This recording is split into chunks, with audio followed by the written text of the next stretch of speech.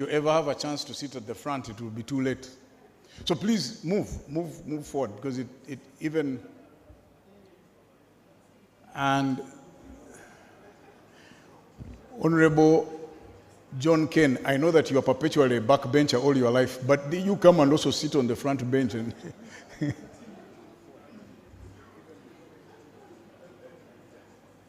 and test power. I am really going to insist that all the people, if there are gaps, just move to the front. Let's fill the gaps.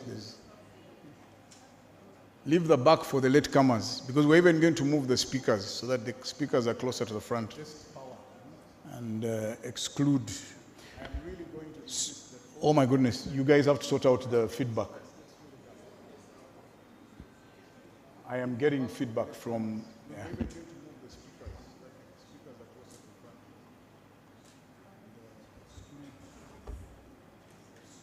Oh my goodness, you guys have to sort out the feedback. I am getting feedback.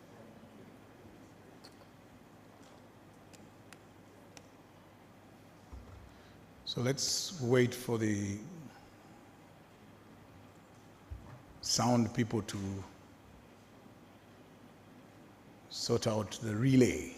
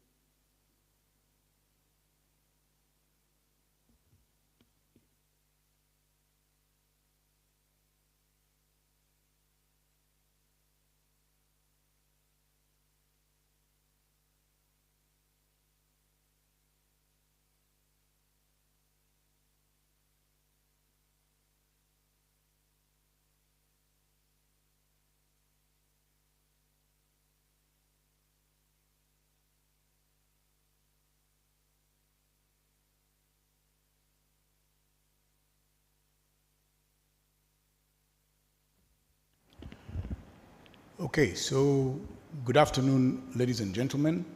It is 3:30 p.m. In Kampala.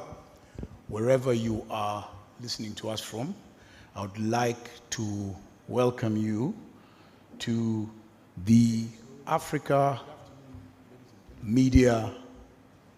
Lecture on Media and Society this afternoon. Organized for us by the African Center for Media Excellence. This is reviving a tradition which I think had been killed by a small virus called COVID. And now we're happy to be back here to have these conversations again. And I think that this afternoon, Mr. Guy Berger was mentioned. It was as if a god had arrived in the newsroom. One of the most highly respected individuals. We'll talk about him much later when we're ready to start. For now, please allow me to invite my sister, and some of you may be surprised, Emily, who is the chairperson of ACME, African Center for Media Excellence. George, I'm actually quite serious when I say Emily is my sister. I have relatives from a county in West Nile called Terego, and she knows, so I have relatives there. So me, when I go to West Nile, I relax because I know I am going to eat food. Please welcome Dr. Emily Marachto, who is the chairperson. Emily.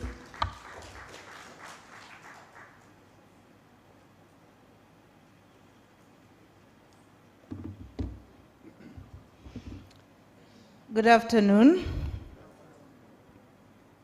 Of course, Robert is right. His aunt Hilda, Dr. Hilda Tadria, is a very big inspiration. And so send her my regards. She's a good friend. So you're always welcome to Nebi and other parts of West Nile. Thank you for coming. And I wish this room was a little more filled than it is, but we are going to celebrate those who are here. So I want to welcome you in a very special way to be with us. And we should clap for ourselves, because we have both kept time and we have made ourselves available. Actually, Lydia, my colleague, and I were joking that it's nearly giving us a panic attack that half the room is not filled. But we are happy to have you. And Robert is right. I did my PhD in South Africa, where Professor Guy Berger is quite an institution. And so it gives me so much pleasure to welcome him here.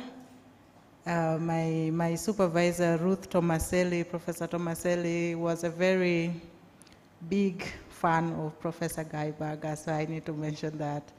So we are happy to have you. It's my second time that I'm hosting. I hosted you once online in 2021 when we had a conference, and it's always a pleasure to have you. I want to just say one or two things. One is, why are these conversations important? I think at ACME we've spent a lot of time just talking about the revival of this Africa lecture. We spent some time last year just saying, what happened to our lecture? Who is leading conversations like this? Are people actually talking about the things that matter for our industry? Of course, there are many things happening in different places from time to time, but we wanted to be a group that takes this matter very seriously, the issue of media and society, because our lives are quite permeated by media today and technology, and many people who have never gone to J school, journalism school, think that they now can do what journalists do everywhere. And because of that, it's become important for us to just reflect and see, what are we doing? What kind of information are we working with? I think they say that the illiterate of the 21st century are not going to be those who didn't go to school, but those who can't use information well.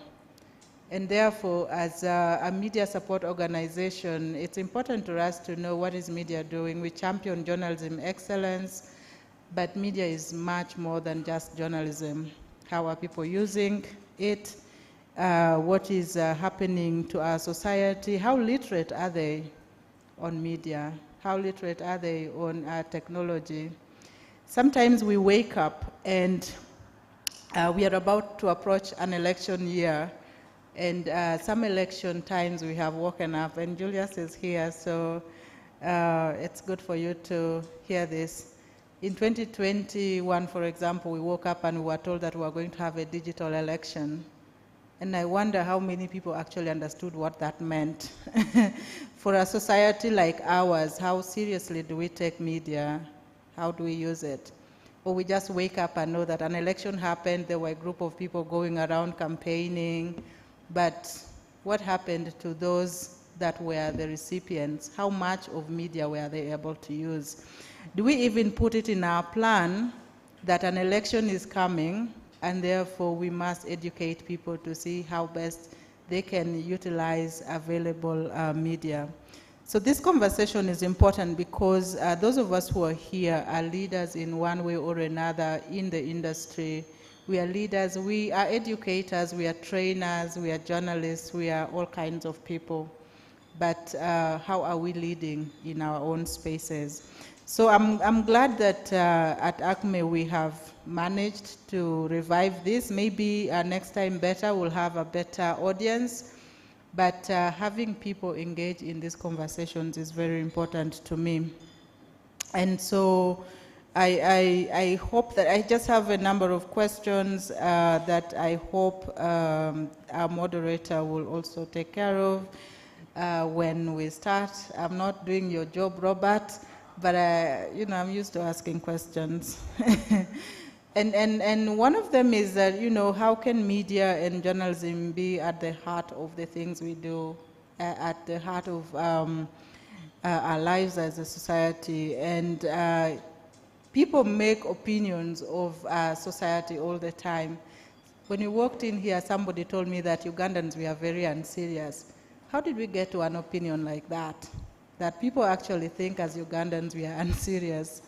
So as a society, if people think we are unserious, we must reflect, why are we unserious? What are we not doing that is making us look unserious? So for me, asking questions around, does media today have the capacity to do the things that it did years ago or decades ago? At some point in our history, newspapers played very critical roles in at least informing people about colonialists and the need for freedom and all of those things. Can media today actually perform those functions? Where would that leave traditional media in a world where we are thinking digital media all the time? Where does that leave those ones? And these questions, we must engage with them. And as we do so, are we informed by research? And even if we do research, does our research actually inform policy? And what kind of policy is guiding the working of media? I think those are the things that are important to me and increasingly important for us at ACME as well. We just hope that at ACME, oh, by the way, I should have recognized my colleagues on the board who are here, Diana and Paul. But at the board level, we've tried to really just discuss the role that a support organization like ACME can play in ensuring that people appreciate the role of media and media is doing what it is supposed to do. So I welcome you all. I welcome you, Professor Berger, and I hope that we all enjoy the lecture. I'm very sure that even if we are not as many, at least there's a quality of people in here that can continue the conversation beyond this room. Thank you very much, and you're most welcome.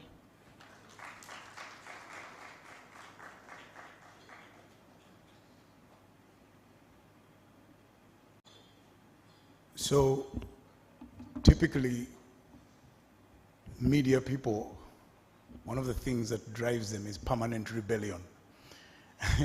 And if you've noticed, we don't even have a protocol or a hierarchy, no national anthems, no prayers, no, that's who we are. And so I hope you understand what that means, and please keep that in mind. It's very interesting. Some of you might think, okay, he probably nicely went to school, and then when he finished, he started teaching, and the way everybody's journey. No. So, Emily, you're worrying about the wrong things. You may think that, the room is empty, but that's me and you. We are the old media. We believed in bringing people together in one place and talking to them. Things have changed. People now consume media when they want it. I don't have to sit in front of my TV all the time or come to a conference room like this. The only reason I am here is because you wanted me to be a moderator. Otherwise, I would have quite happily listened to you in my house. Why should I brave the rain, the traffic jam to come here when all I need to do is switch on the phone? And I think that's what technology has done and has upended journalism as we knew it. So guys, I don't know how many of you remember or ever watched a movie called, I don't know if I remember the title, but the movie was supposed to be about Steve Biko. But the story was actually about a journalist, an editor called Donald Woods. And if you haven't watched it, I suspect young people like Haga and Masiko haven't watched it. Go and watch it because you will understand where these freedoms that all of you enjoy today came from. For a lot of the younger guys, you will not understand when we tell you that in the past, there used to be one television channel, one radio station, and in fact, in Uganda, the television station and the radio station were military installations. They were guarded tightly by the military. You will not understand that South Africa didn't have television until 1980, or at least color television. We did. We had color television way before. These things that you enjoy today, the freedoms that you enjoy today, didn't come just like that.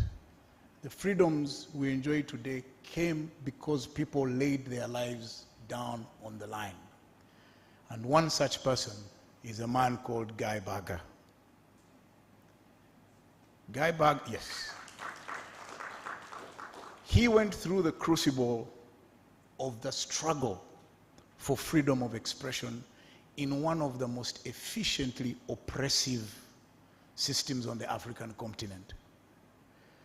Please go and read about apartheid. For those of you who don't know, for those of you who think you're in the middle of a struggle, then you will see people who actually struggled. Those guys faced up some of the worst and most violent characters.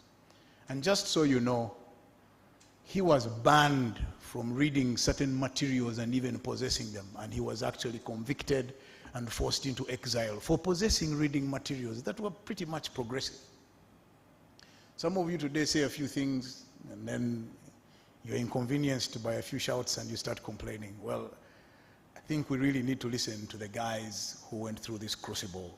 And so today we're going to listen to a man who, and I think he's forgotten a conversation we had many years ago, who in his work taught journalism, and his last assignment, he was an independent consultant for UNESCO, but had to live in France.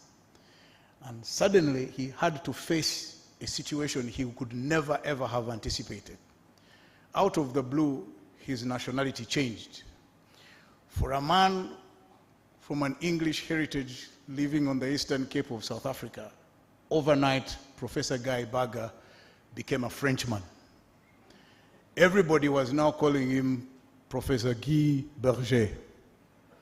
And he was looking around to figure out who, and then there was a huge quarrel. He said, no, I am Guy Berger. They said, no, you're French, you're Guy Berger. So today we're going to figure out what Guy Berger or Guy Berger is. Ladies and gentlemen, please welcome Professor Guy Berger, who is going to be talking to us about the links between African journalism, big tech, elections, and data. I am ready to listen because I have many questions. If America can be manipulated in this, how about African elections? Professor Guy Berger, please come.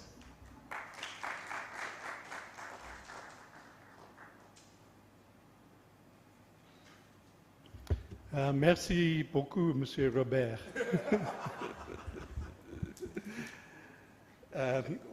Thank you. Prof. Emily and the board and Dr. George and the founder of ACME, Peter Mwesiga, an inspiration to media entrepreneurs around the world, David Balikowa, the people here from Makerere, Mancom, and students who are here, and alumni of worked with me when I was a professor. Welcome indeed. It's a real honor to give such a prestigious lecture. And I feel quite humbled looking at the kinds of people who were invited before me. But I'll do my best. And I'll tell you a bit about myself in the course of these issues to make it, I hope, a bit more interesting. So you can picture a situation in 2010, and I'm sitting in a class at Rhodes University in South Africa. And in that class, there's 5, 6, 7 Ugandans, and we're talking about the media in Africa. And they're saying to me, you know, we have this thing called Ebimeza, it's very interesting. And so it goes on, so it goes on. So I'm learning so much from these students from Uganda. And then when it comes to exams, I'm marking the assignments and so on. Top of the class, the Ugandans, tops. There's students from Kenya, there's students from Zimbabwe, there's students from South Africa.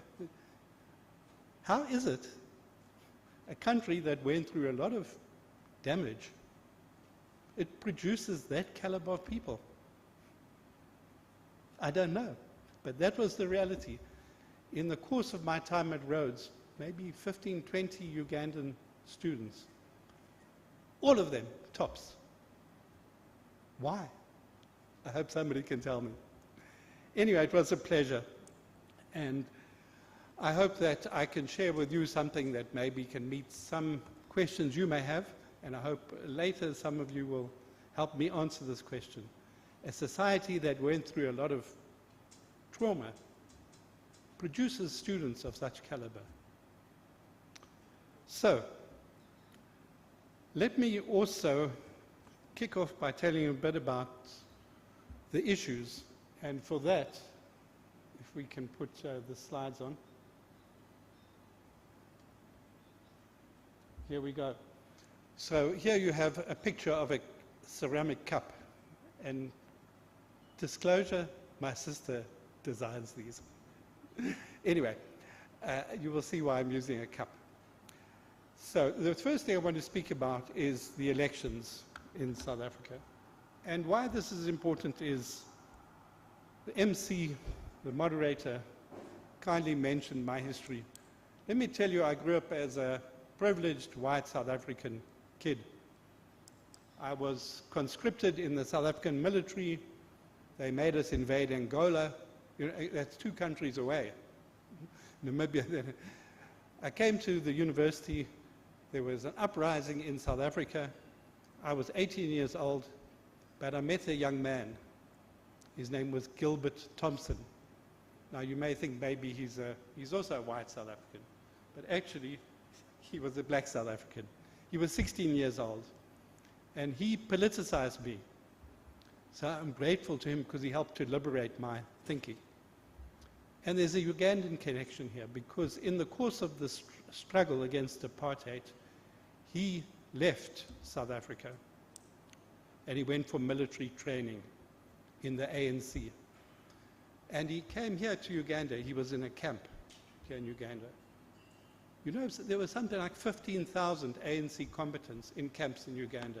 Did you know that? 15,000. After some time, he became very frustrated because there was corruption in the camp. You know, the camp commander was getting good food. The ordinary people didn't get anything. Eventually, he absconded, and he went to the International Committee of the Red Cross here in Kampala. He said, I can't take this anymore. I want to go back and fight. And guess what they did? They took him back to the ANC. The poor guy. Anyway, eventually he came back to South Africa. He joined the South African Army, the new army now, and I met him some time later, and he came to study at the university where I'd first met him. Unfortunately, he was thrown out of the university. Why? Because he had an AK-47 under his bed. The university would not accept that. But this is the guy that I owe my politicization to, because he made me realize what was happening there. Now, I went on my own political career. I was in prison for 3 years. I was in exile for 5 years. And so when you come to this, which took place now, this year, 30 years since democracy, I was very excited, especially because I lived in France 11 years, Berger, and I was working at UNESCO. So now I'm back home because I'm retired and the election is coming. So when you think of an election these days, one thing that comes to your mind is Donald Trump. When his gangsters try to seize power. And the same thing, of course, you know, happened in Brazil.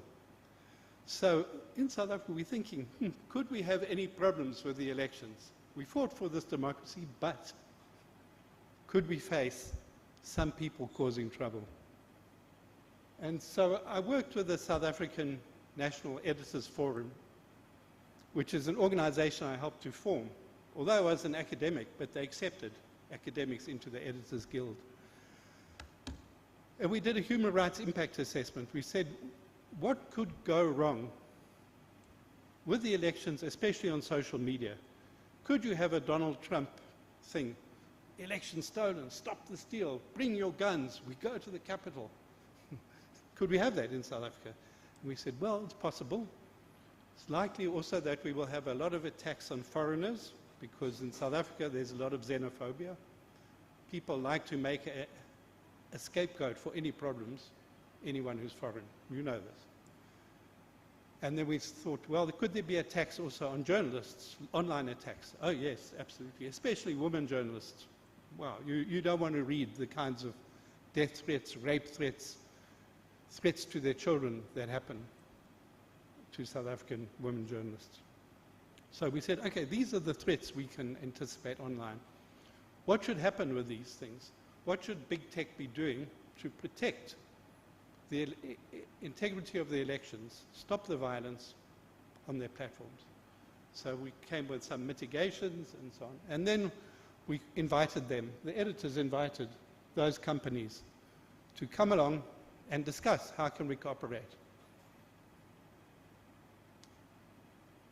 Any guesses what the response was?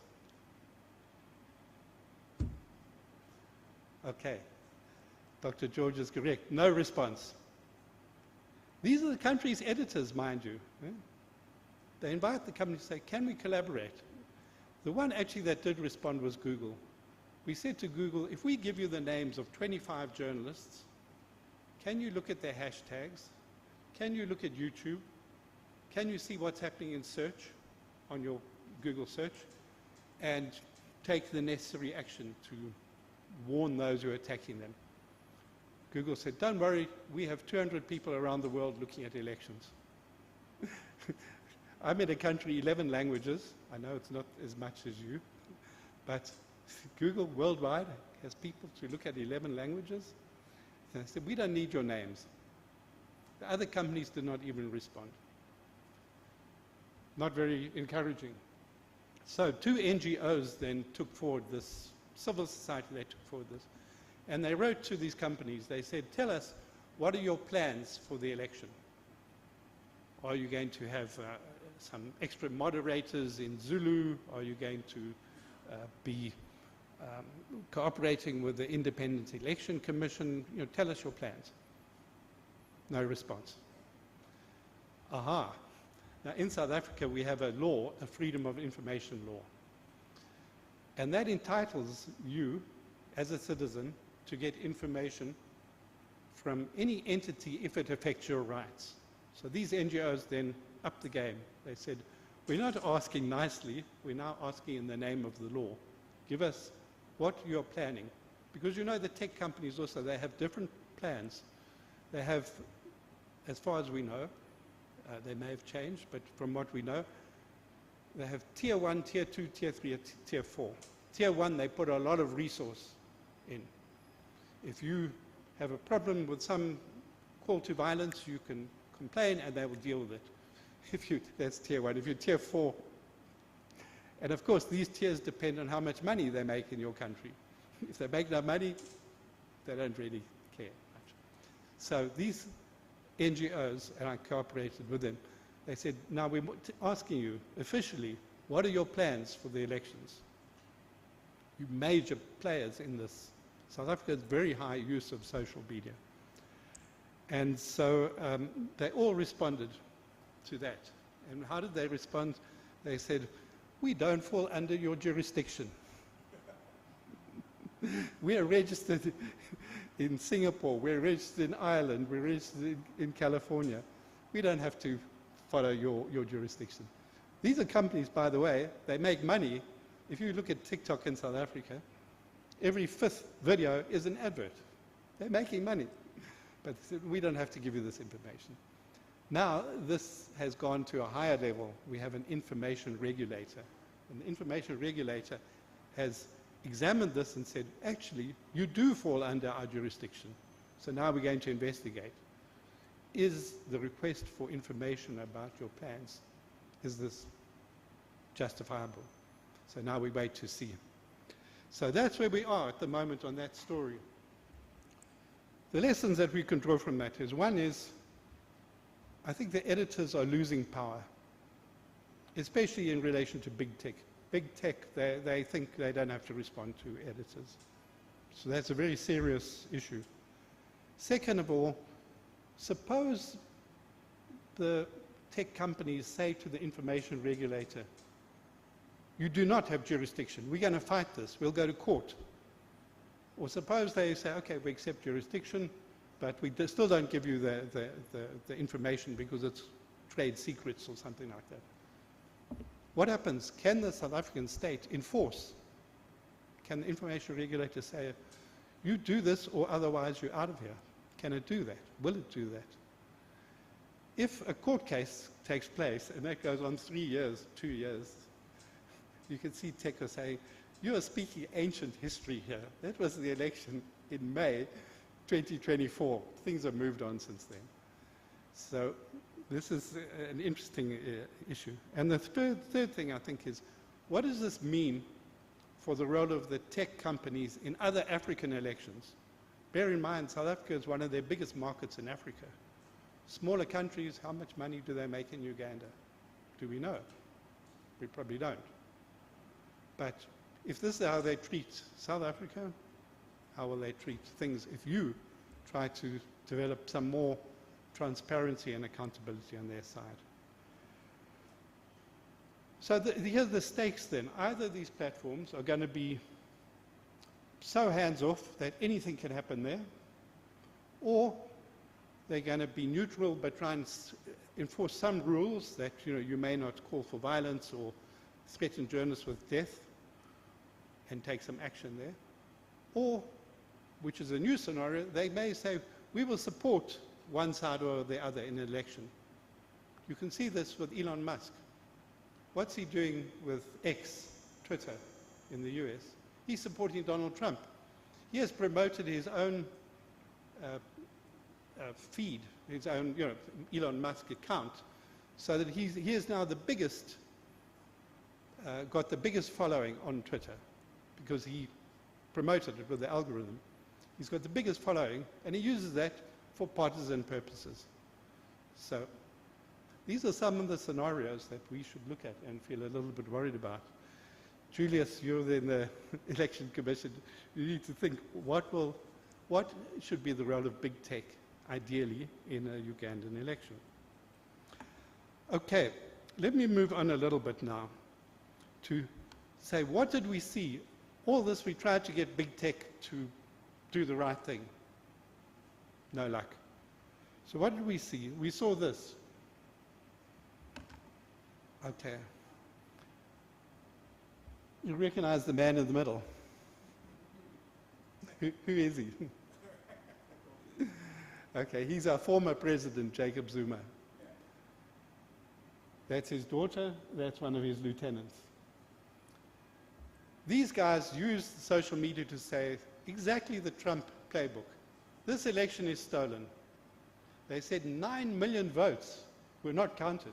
9 million votes. That's a lot of votes not to count. 9 million were not counted.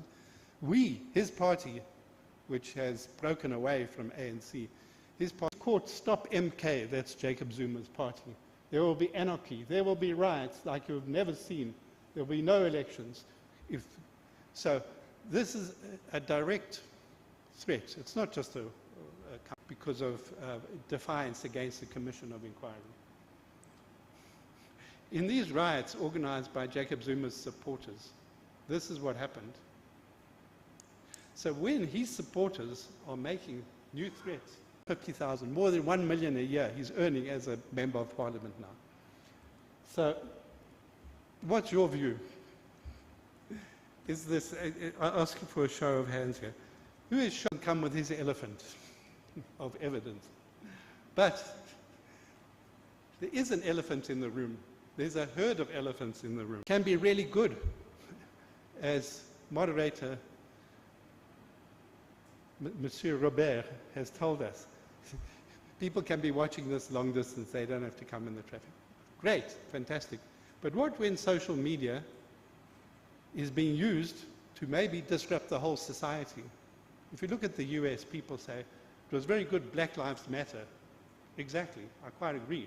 But when Donald Trump tried to overturn American democracy, forget about Black Lives Matter as a victory. This is more serious stuff. So we have to balance and say, okay, how serious is the bad stuff? Can it negate the good stuff? And we can't just sit there and let it happen. I mean, we've got to be wrestling with these issues. So let's see what it takes to wrestle with these issues. So I used to be an academic for team. And so this is what I'm going to now turn to. But first, I have to ask you to vote, because these are the things I was theorizing. Monsieur Robert, Is media part of civil society? Oui ou non?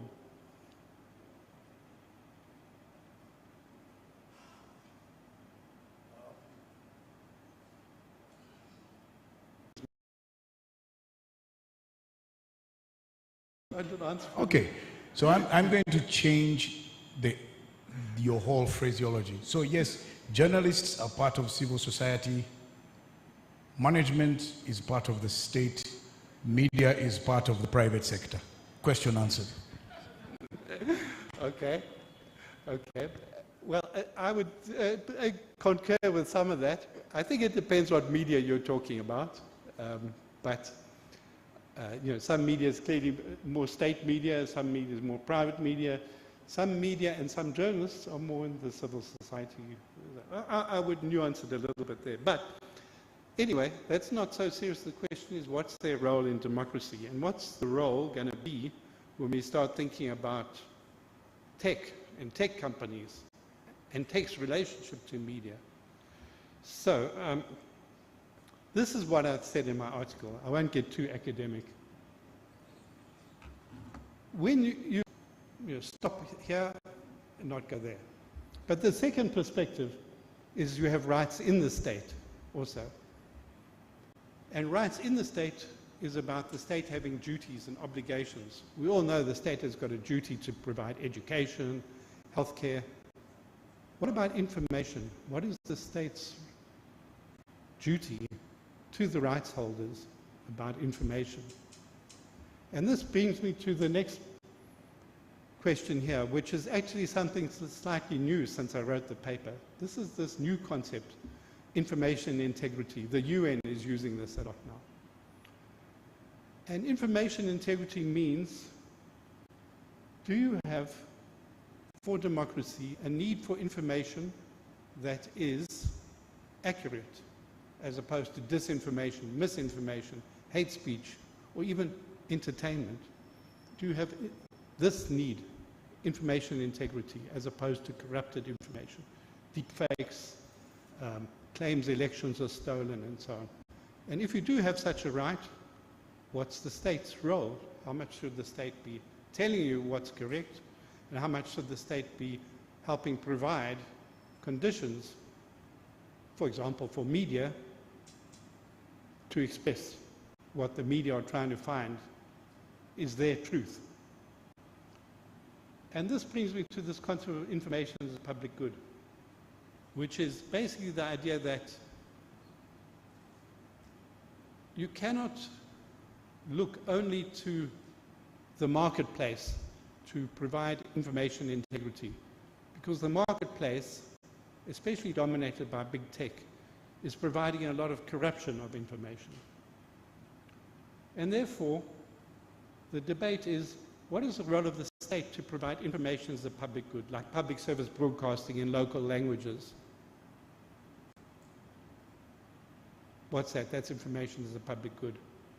Even information that is, for example, I was looking at the Monitor today. I think, Prof. Emily, you did an article there, am I correct? And then it said you have to pay if you want to go further. But that article is what's called a merit good, because it doesn't just stay there, it goes further. But it's information and opinion that's based on facts. And so these are important elements in this total mix that we've got. And the question for democracy is, can you keep the state only to the two top roles, or do you also need to bring in a different perspective? And the different perspective becomes important because today, as everybody knows, and Mr. Kabushenga will know all better than any of us, media, which was so important historically, is really struggling. People are not buying newspapers. The moment you put your content online, first of all, you're competing with everything else that was ever put online by human beings. And today, there's this generative AI. That means you're competing with content produced by machines. Okay, so it's very hard when you're media trying to keep an audience online. Even more difficult is advertising. I'm going to come back to that. Because when you want to get advertising online, you're competing with these big platforms that have advertising more or less sewn up. So these are some of the stakes. You have democracy, civil society issues, you have public issues, public service media, you have private media, you have community media, you have media in trouble, and then you have the big tech. Okay, I know that was a bit complex, but I wanted to unpack that for you. So let me tell you what I've been learning about this new communications environment. And I think that what we need to look at in this new environment is, where is the power lying there, and how can that power be responsive to democratic values and systems and accountabilities? Now, we started a journey quite a long time ago that everybody knows, media. We all know where power lies in media, because if you can break it down into what's called the tech stack. When we started our journey, those of us who are pre-internet, these are the things that power could lie in terms of sources that could manipulate, or sources that could be banned or restricted. Some producers had to get a license. I know in Uganda, because one of my students, J.B. Mayiga, he did a study on the Ugandan licensing system for journalists, which was never properly enforced. Anyway, but that's one level. The tools journalists use, how much can those be controlled by, like import? You cannot import shortwave transmitters or whatever the case is. The news output, it has to be within the law. Distribution channels, you need a license, etc. Audience. So, control of the audience. People could be convicted, as I was in South Africa, because I had the wrong books. I had Nelson Mandela, No Easy Walk to Freedom, banned book. So they couldn't punish him more because he was already in prison, but they punished me because I had the book. Anyway, so that was straightforward. We understand that. But, you know, we climbed that mountain of knowledge. And guess what? We saw another mountain. The internet stack. Now this is getting a bit more complicated, because here infrastructure becomes important. Who has a license to distribute internet connectivity? And who's actually providing it? Do you have a telco license or not? Apps, that's a big thing. Some countries, you know, are banning that the App Store could have certain kinds of facilities. Brazil, just now, it said no more Twitter on the App Store in Brazil. Content, well, we know that that was curbed by laws, sometimes selectively. So it would be a particular individual who government didn't like, they would prosecute them. Mr. Kabushenga, c'est vous. Okay. And others, they wouldn't, they'd be selective, because of course more people were posting content. And the last thing, there's costs. Well, you know that here in your country, for some time you had social media taxes, which was a way to perhaps raise revenue, but also a way just to keep the lid on the extent of internet access. And so these are some of the things we had to learn when we saw this new mountain. But the journey continued. So now we've got something that's not even begun, really. It's just beginning, AI. So you start looking at the AI stack. And here it becomes more complex, because it's who controls chips. This is a big global issue. Who controls the cloud to store the stuff and have the computing power to process it? Who controls the data? And then all these apps like ChatGPT or Google Gemini, they're based on foundation models. So foundation models, who controls them and what's going into there, what's the power there. Then the apps that come on top of that. Bear in mind that some of those apps are based on open source foundation models. In other words, it's like the cat is out the bag in a way, so control becomes quite challenging. Then the content, then the outputs, and the users. And the users, how much do they kind of exercise control on this thing? Because the users, particularly on social media, you think you're using Google, you're searching with Google, but Google's searching you. And you think you're using Facebook, you think you're connecting with other people, but actually Facebook is seeing who you're connecting with. And they are, with the algorithms, they are another one, we climb there, we get to another one, we climb there, we're still climbing. It's quite a complicated story. And what this means for us, I think, is a couple of questions. So what I've been explaining there is that it was easy to control the media in a way, less easy to control the internet. Now you come to AI. So can we get a show of hands here? First question, can African governments govern local media for better or worse? Can African governments today govern African media? Yes? Who votes yes? No? Personally, I think African governments still can, because media, you know who the media houses are. You can go and send your police there, you can take them to court, you can, you know, it's a known quantity. People, what you see is what you get. But when you come to across the internet and those different stacks of the internet, remember I came with those different things, a little bit more difficult, because the app stores, like these are global app stores, internet, even an app that's not on an app store, you can still download.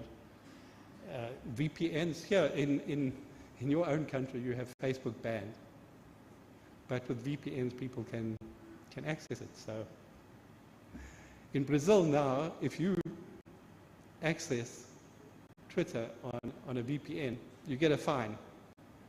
So now they're even tackling the top level of the stack in Brazil there. And the last question is, can you govern AI actors across that stack? Chips, cloud, foundation models, application models, uses. I won't pick on Robert anymore. I'll pick on Dr. George. What's your answer to the third question? Yes or no? No. Does anybody think yes? Okay, so this is the challenge that we face. Now, one of the ways I think we can begin to address some of these issues is this. First, if you put all this all together, I'm not going to go through it, but you can see how things became more and more complicated. And if you're concerned about media viability, media freedom, confidentiality of sources, what, all the media issues, man, now you have to see them in this much bigger ecosystem. So you have a circle and another circle, like a big circle like that. And you can't simply think only media. You have to think, how does regulation in these other spheres, or power in these other spheres, how does this impact on media? Forward button, please. I seem to have had a problem there. If you, there you go, okay. So I'm not going to spend too much time on this, but you can take a glimpse and you can get the picture. If you just take one company, this is the data that they collect. This is Meta, which owns Facebook, Instagram, WhatsApp, and Meta AI, and a thing called Spreads. So all your data that you're posting there or that you are visiting, they collect all that data, and they use it to train their AI. So it's how long you use it, where you use it, what your geolocation is, what you like, what you share. They just hoover the stuff up. And even your WhatsApp metadata, because they can't see what the content of your messages is, unless somebody reports you, then they will go in and they will extract and they'll monitor. But otherwise, they get the metadata. So a silly story, but anyway, I told this yesterday. My wife employed a painter to paint our house, and she communicated with him on WhatsApp. I never communicated with this guy electronically. But the next thing, on Facebook, do you want to be friends with this man? Because the company knows that my wife's communicates with me, she communicates with this painter, therefore they just make the triangle together and then they pop it up automatically on Facebook. But I mean, this man's just a service provider. He's a nice guy, but I didn't plan to be a predator. Anyway, that's what they're collecting all that data. The second thing is they get other data. So all apps are collecting data on you. And let me just tell you a little story also about fintech, which has romanticized somewhat, fintech apps. This is an amazing story that many of these fintech apps, they say, we will give you cheap funeral cover, or you can get a loan. Sign up. In the conditions of service, it says, give us access to your contact book, all your contacts. Okay, you do it, because otherwise you're not going to get the service. So they start to market to your contacts. But even more, if you default on that loan, they send messages to your contacts. They say, Monsieur Kabushenga, votre ami, your friend, il ne paye pas. He's not paying. So they then leverage your contact.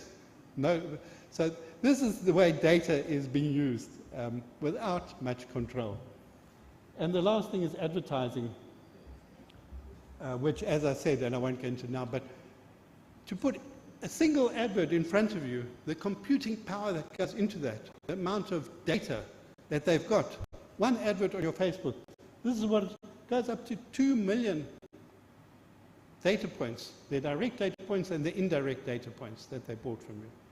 Up to 2 million. I mean, I can't calculate more than 2 things at a time. This is 2 million things as to whether that advert should come to me then. And it's dynamic. So it's like in real time they say, okay, well, your friend is looking at this advert now, so we'll show the advert to you exactly. Anyway, it's a hell of a system, and there's other issues with that system. How on earth can media compete online? Media just don't have that data to target people in that way. So this is part of the challenges, but it's also part of the answer, because I think what you can look at is, in terms of this data that people are taking, in fact, they're filling their own cup. They're filling their own cups. Our cup is still empty. But what you can do is begin to look at this data flow as a key vulnerability, a key point of intervention, which states can begin to regulate. I'm sure you have data protection here. Maybe it's not effective, but data protection is something that can really be possible here. Now, apart from those things that we're getting that data, just a quick word on AI. AI, you know, they train it. They train these foundation models, and then they use this thing called RAG, real-time augmented generation, where they search the internet also for new stuff, and they're combining all this. That's how much data they use to train the models, and they collect more and more data. And it raises questions about, okay, what's the bias in this data? If I ask about Balekova on ChatGPT, probably will not have a lot on him, although he's a famous guy. Yeah. Okay. If I ask, tell me about Rupert Murdoch, man, it's just like going to be a flood of answers on the thing. There's questions about how accurate it is, and there's questions of exclusion, which I've just touched on. But then compensation. As we speak, these AI companies are busy scraping the Ugandan websites. All the data you put on there, they're scraping with no compensation. This is a very big risk, because media is struggling, it has to pay the costs of collecting that, but now these other people are making money out of it. Not even sending links, traffic back to you. So you face a particular challenge there. And I wanted to just signal something else, that around the world people are beginning to see, aha, this data story is where the real power is lying. One, we need to control and limit it, but two, we need to access it, because after all, it's our data. Now, we don't want to access the personal data, but we want to get the aggregate data, because then we can see. If you want to manage traffic in Kampala, you want the aggregate data, which you can get from 1,000 cell phones are reporting that to the telco companies anytime. You can begin to see where the log jams, what time of day, you can begin to plan. Now, around the world, there's a push to get access to this data. In Europe, it's essential, particularly for democracy. Journalists, researchers have a right to go to tech companies and say, we want data. Not personal data, aggregated, but we want that data. And the companies have to give over, they have to share that data. In the US, they have a thing that's not compulsory, but because these are American companies, they give a little bit of data to American researchers. Come to Africa, African journalists, African researchers. I'm on this TikTok advisory council. And I say to these guys, why is it that you provide access to researchers to TikTok data in the US and Europe, but not in Africa? They said, we're coming to that, we're coming to that. So one of the things we try to deal with this issue is to say we need to have coalitions, partnerships. So there's an incipient group called Africa Alliance for Access to Data. And I'm the voluntary convener because I'm mad about these issues. So I'm pushing this African Alliance for Access to Data. It includes also, quite nicely, the African Network of Information Commissioners who are interested in this thing. Okay, I'm going to start winding up now. So data governance, I think, is one of the things that can try and tackle this big thing. And ultimately, you also have to tackle about compensation for data. I mean, who's making money out of data? Who has access to it? And how can it be used? Media's data, how can it be paid for?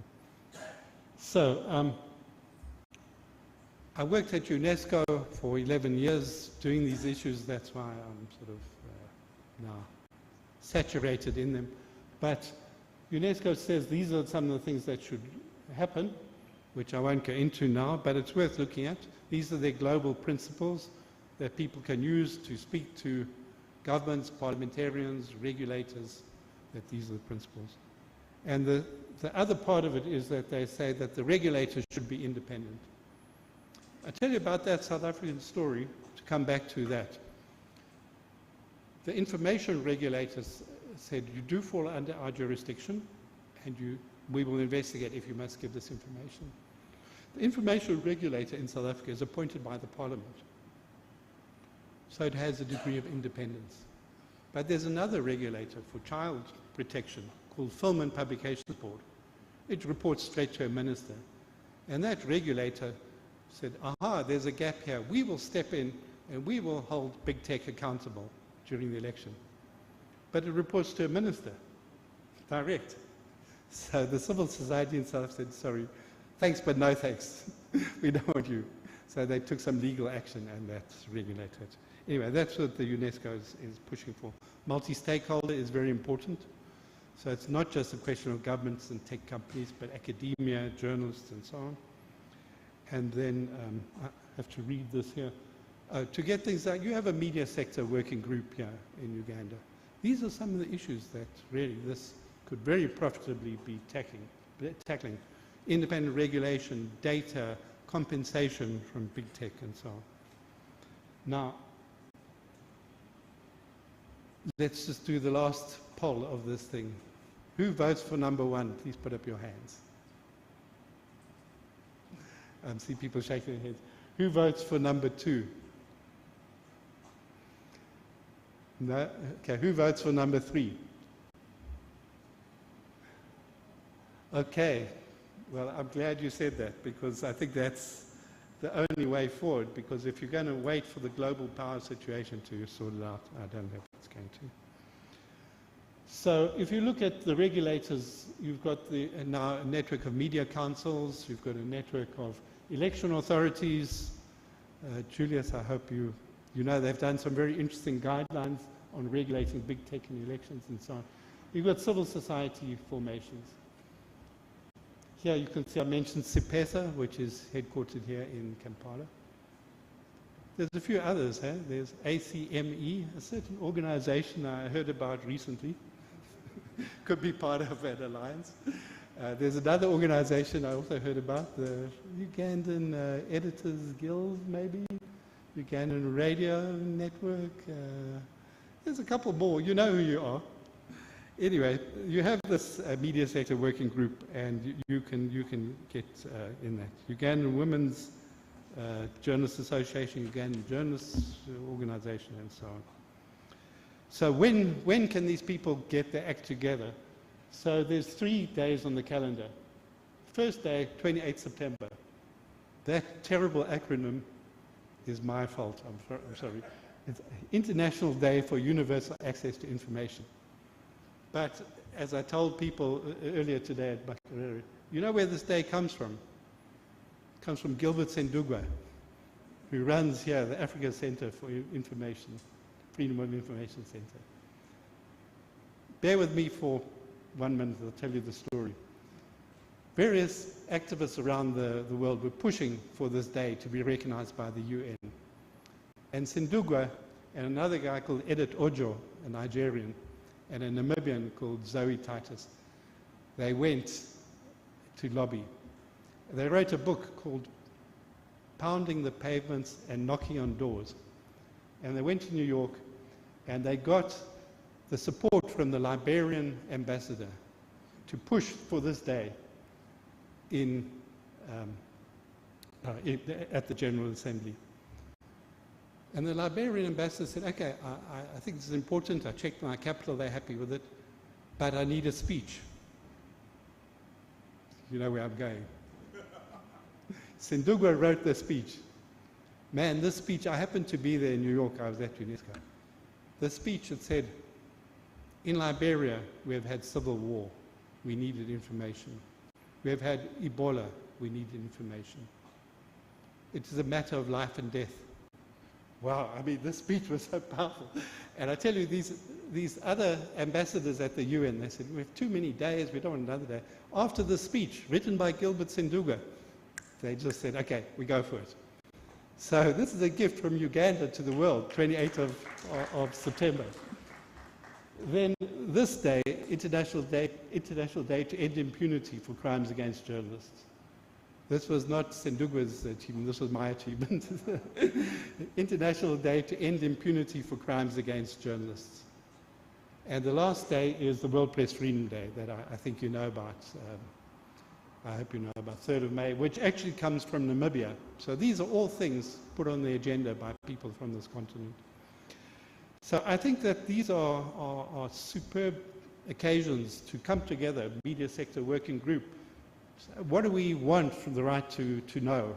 And not just right to information, right to data. End impunity, attacks on women journalists online. We want to see action by big tech on this, action by the police as well. Press freedom. Yeah, I don't have to elaborate there. So I'm going to end off there and say, we know who can be involved. We also know how and when. So it's a time to fill the cups and to ensure one thing, that media is there as the spoon to stir this beverage. No spoon, it's not going to be a nourishing beverage. And if you're interested in this, there's a course that I have been working on designing. It's a free course. If you want to pay, if you want to get a certificate from Stellenbosch University, you must pay. But otherwise, you just say no and you can do it. It's very short, 4 weeks, and then another 4 weeks. You're going to have a gap in between, 2 to 3 hours a week. So it's easy to do. Anyway, it's all about these issues. So if you want more, voilà. Merci beaucoup encore.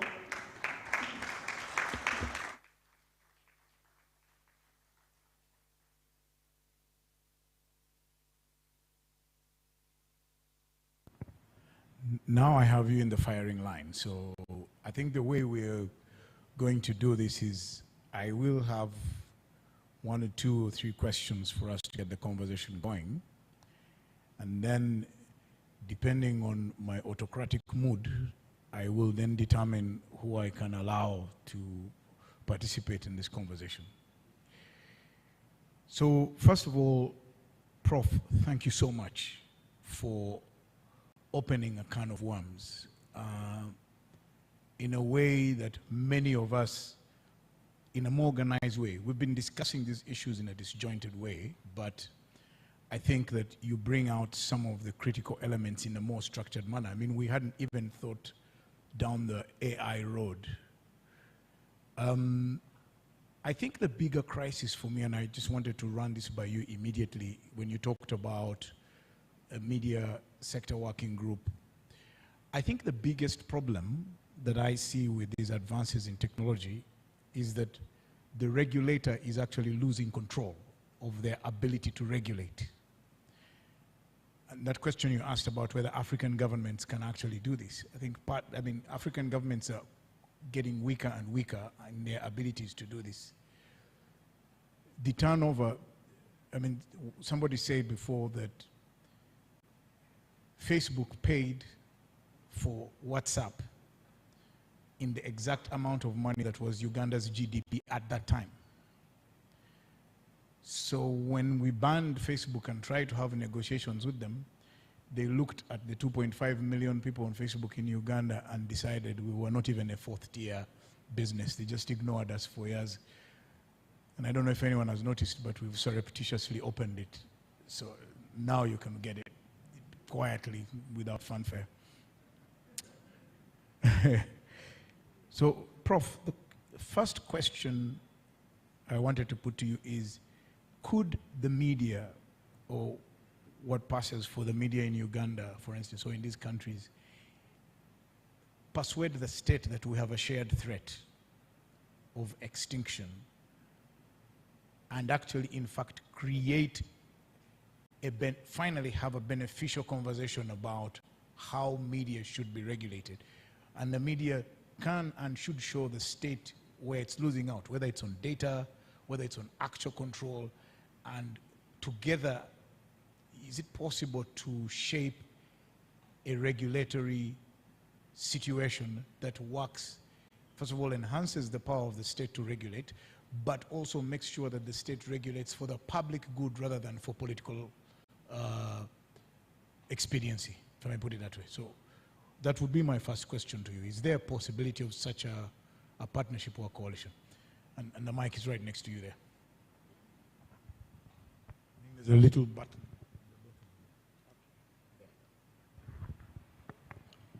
Yeah, as you said, the scale of the money of these companies makes them think, should they bother? But to me, every human being of voting age has a human right to vote. And if companies are not going to do a lot outside of elections, at least during elections, they should support. An election is a key moment in the life of a nation. So I really don't like this story that because they don't make a lot of money, then they don't do that here. So I think that to take a hard line, I'm not sure if I completely believe this, but if a company is offering services that can impact an election, but they refuse to have some oversight of that service, well, they should not be active in that country during that period, because otherwise they're just allowing a complete skewing of the integrity of the election. So money talks, but money, you need some exceptions, particularly with the elections. Now the shared threat and the extinction that you're talking about, I agree completely with this. Governments, I think, really need to wake up to realize that better the devil you know than the devil you don't know. Everybody here knows who owns the media, which is actually in advance of some other countries, but they know who owns it. You know, it's a known quantity. They are vested in the country. I mean, they pay taxes here, etc. You know, you can deal with them. If you don't like the contents, nevertheless, you know the provenance. But when you come to social media, man, there's so much scam, spam, so much rubbish there that the potential to do mischief for financial reasons, geopolitical reasons, is extremely high. And what governments don't realize, I think, enough, is that form an alliance with the media to support that kind of content, most of which at least is verifiable. It's maybe one-sided, but it's based on facts and informed opinion, not just gossip or rumor and so on. I'm not talking about the red pepper here. But anyway, I mean, form that alliance and realize that actually the biggest stakes of things, media is trustworthy to the extent that you know what you're dealing with. This other stuff, AI, generative AI, Facebook, WhatsApp, all this stuff, Telegram. I mean, you can see even the French now have taken action because they arrested the head of Telegram because this guy was just allowing child abuse materials, drug trafficking and so on his platform, not doing anything. Anyway, you know, with all those issues there, which come down to the basics that big tech don't want to spend money in the way that media have to spend money on lawyers, media have to spend money on journalists, media have to pay taxes. These companies, they're not even paying taxes in most of the countries, even if they make money in the country. So this is really, I think, something a media sector working group can sit down with government and say, we have our differences, we have our interests, but let's look at the bigger picture. So my next question to you is, who is this media that you're talking about? Because I look back and before the stacks that you've laid out became so clear, it was clear who the journalist was, it was clear who the gatekeeper was. With the new technologies, we have a new category called content something, content creators, we've got influencers, all of whom now occupy space of engaging with audiences the way we used to. And I'm saying the way we used to because I know that many of us have been edged out of that space. If you asked any of the active media people today who DOB is, they'll look at you like you're coming out of outer space. So my question is, in order for this media to work as a sector group, is it still the media? Hasn't technology actually changed who plays in this space and therefore even complicates the ability of what would define as media to do what you're recommending they do? George has run away from the media. Everybody that I knew who in the media has fled. So who can provide this leadership to do what you're suggesting? So that's a tough one, but what should distinguish media that's involved in journalism is the ethics and principles and a mechanism to ensure those. So I'll give you one example from my home country. We have a media house there, not bloggers, a media house, established media house, but its current owner is a guy who has a huge ego, and anyway, this media house is playing a lot of politics with false information, and including even false information outside of politics. They did a story about a woman who had 10 babies in one time. And they stuck by their story, but of course, it's false. Anyway, this media house was part of the self-regulatory body, Press Council. And because they did not want to be accountable for their bad journalism, they withdrew from this Press Council.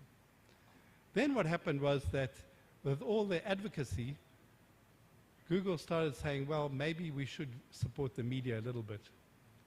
And the editors who were still in the Press Council, they said, yes, but only support those who sign up to a mechanism where they will accept peer adjudication, and they'll publish corrections.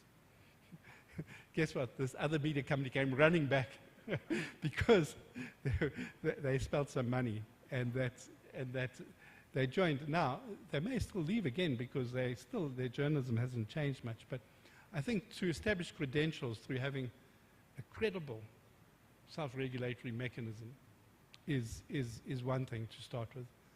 Now, whether your bloggers, your influencers, and so on, want to benefit from any public recognition or contracts with whatever, for them to have a badge that they are members of some body that has the power to enforce some standards. But it should be a self-regulatory body. This is the important thing. The moment you start introducing government regulating those standards, then you're in a difficult place as regards the role of journalism. And that goes back to what you were saying about if you can persuade government to have some kind of common approach, they have to also acknowledge it's in their interests ultimately to have a credible regulatory body that is impartial. Now, I know it's very difficult to do that. You can agree one thing, it's always subject to capture and so on, but the principle is important, and to have multi-stakeholder involvement is also important. So you've got fantastic people in this country, particularly academia. Put them in these regulatory institutions, why not? Then these are people with integrity. There will be both. That's everyone's fear.